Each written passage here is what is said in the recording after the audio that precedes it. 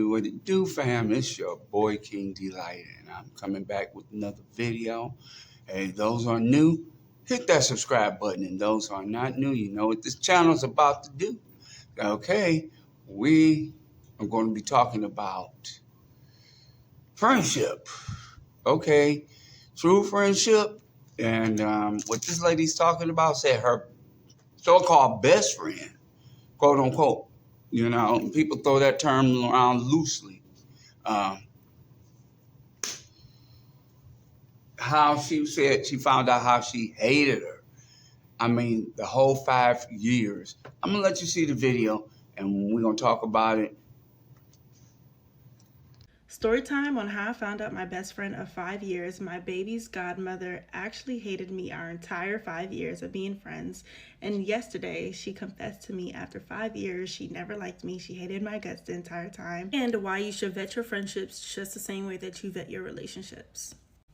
Me and this girl was friends since 2020 during the pandemic, like early 2020. We met on social media. I think it was even 2019. We hit it off real well. We had the same interests, I'll just say that.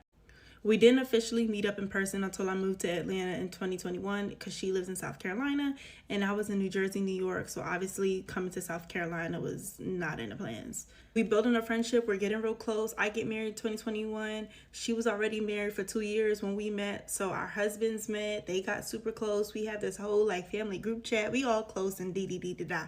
Right? We are like peas in the pod, all of us. I say peas in the pod, I mean families meeting each other, hanging out at each other's houses. We even felt comfortable when we found out we were pregnant in 2022 that they were going to be our new baby's godmother and godfather. So this all is catching me by surprise. Had to give you a little backstory. Yesterday, I get a call, ring, ring, ring, ring, ring. Catches me off guard, completely off guard. Homegirl says, hey, I have something to tell you. I've been feeling this way for so long. But mind you, as of recently, I've been telling my husband, I feel like something is off between me and her. Like, you know when you have that feeling, ladies? Like, you know when you know. You have a feeling something is off. But everything kept flying over my head. So she asked, can she call me? We get on the phone. And she's like, all right, I got something to tell you. For the past 4 or 5 years, I've never liked you. I've always been jealous of you. I've always hated you. You can predict. My mouth was like, what? I literally kept saying, what? What? What are you talking about? We were just planning to see each other next month. All of us, our families getting together and having a good time for the holidays. And this is how you were feeling the entire time? But that's not even the half of what she had to say. She goes on to say that she was always praying against the things that I was praying for. So when I was telling her that my husband and I were praying for a baby, and this was 2 years ago, almost 3 years ago, when I was telling her these things, she said that she was praying and hoping that we wouldn't conceive. She was praying and believing that when we were pregnant, the baby wouldn't be born. When I was pregnant around like 26, 27 weeks, you know, when you get tests for gestational diabetes, I was actually diagnosed with gestational diabetes. I had to retake the test. So, you know, you call your friend, you tell your friend, whatever, like, hey, like, pray for me and all these things. Girl said that she was praying that the opposite would happen of what we wanted, which is, of course, for the gestational diabetes to be removed so that I can have a healthy pregnancy. If you know anything about gestational diabetes in itself, you know that that's nothing to play with when you are pregnant at all. So the fact that she found that fun and joyful, and I still called her best friend, and she knew that this baby was going to be her godchild, and she felt comfortable feeling that way, blows my mind.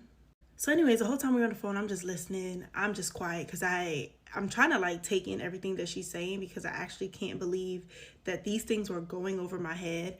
One time while I was pregnant, it was November of 2022 and I was due March 2023. I came to her because I had a feeling like something was off. And again, like when you feel something is off, you really need to take heed and pray about whatever it is that you feel is off of your spirit. So I said something was off. I addressed it with her and we agreed that we both can do better as friends. I should have took that as a sign right then and there to dead this friendship. But she assured me that what I was feeling off was not the case. She was genuinely there to be my friend. The same time I felt this way was the same time I had the gestational diabetes and she felt a way about me being pregnant, I suppose. She continued on to say that she's always felt competition between us. Whenever I started my photography business, she felt competition in there.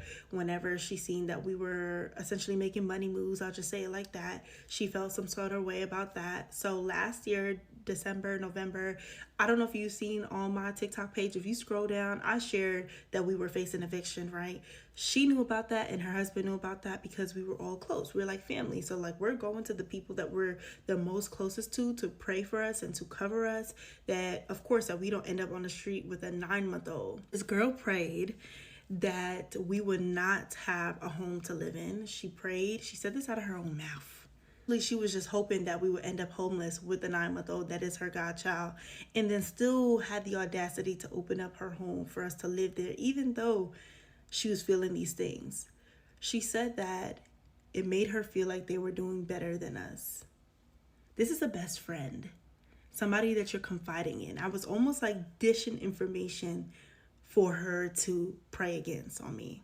Did it for me wasn't the fact that she didn't like me this whole entire time. It's that I gave her access to my child, the one that I had prayed for to be here, and I entrusted her to come into agreement with me for this baby. But she had a whole separate agenda this entire time of canceling his life, and I entrusted her to be his godparent. I'm gonna leave it here because she says way more. If you want to hear part 2, then let me know in the comments. But I'm gonna just leave one thing for you ladies. Vet your friendships the same way that you are going to vet your relationships. The same way that you're going to pray and seek God about if this is the person that you're supposed to spend the rest of your life with. You need to be praying and asking God, is this a friendship I need to be pouring myself out into? You need to pray and ask God for discernment when we're sharing things with friends. That is women. Sometimes we just want to get all close because we like the same things. We like content creation. We all just gonna be friends. We like photography. We just all gonna be friends. And no, like ask God, what is the kingdom purpose here for our friendship? Is this somebody I'm gonna do life with? Is this somebody I should share my deepest, darkest secrets with? Is this somebody that I can trust with my entire life? Is this somebody I could bring around family? The list goes on. You need to vet your friendships the same exact way that you're going to be vetting your relationships. And that's one thing that I took away from this. And these things for sure would never happen again. Well, I don't know, girl, I'm just excited that God has removed the one thing that I knew was a hindrance in my life. And now I can just move forward with what God has for me in this season. But overall, I just feel like this is all crazy. This is like a movie. I can't believe it. Let me know what y'all think in the comments.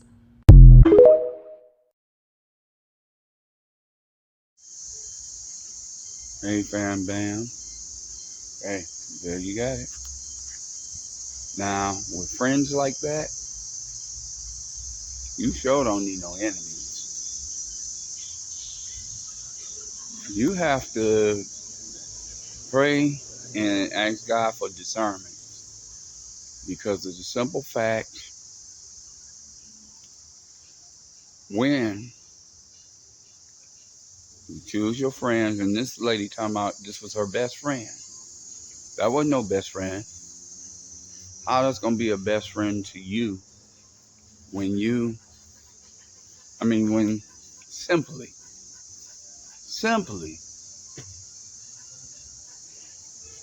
somebody wishing bad on you, and everything, that you do. I mean, how is that a friend? That is not a friend. Some people you just have to leave alone because, she said she wished ill on her when it came to her child, came to her health, came to her marriage, came to, nah. After 5 years, and she confessed all that, some people are just bare watching. Yeah, I got to pray for discernment because I'm telling you, that's not a true friend because, even Jesus, when there's no greater love that a man, as he gave his life, laid his life down for a friend.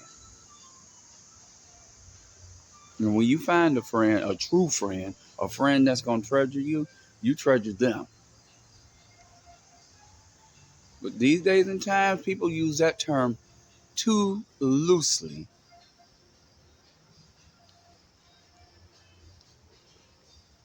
I advise that sister or anybody else that's going through that, let folks go like that. You don't need that in your circle. They don't mean you no good and they mean you ill will and everything like that. Let them go. Loose them and let them go because it's not even worth the time of day or the energy to be putting out and pouring out to these people. Folks you think you can trust. I mean, and this girl confessed after all this time that she hated her. Nah, that's demonic. That is totally demonic. Nah, no, you gotta let that go. Let that go. You know, ain't even worth the time. Ain't worth the effort. It ain't worth. It ain't even worth it. Period. This your boy D. Know that God loves you, and so do I. And like I said, take care of yourself and each other. And I'll see y'all in the next video. Leave your comments below, and it'll be appreciated. God bless you until we meet again. Peace.